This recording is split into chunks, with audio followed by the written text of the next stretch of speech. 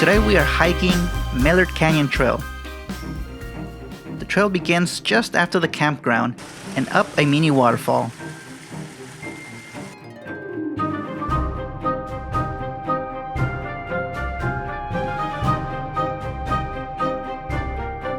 The hike is pretty short, about a mile round trip.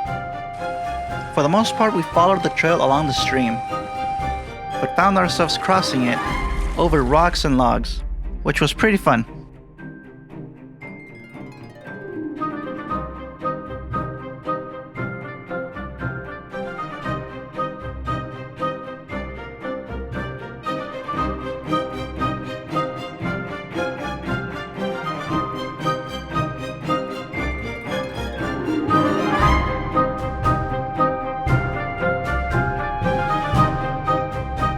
Eventually, the trail will lead you to Millard Falls, a 50-foot waterfall.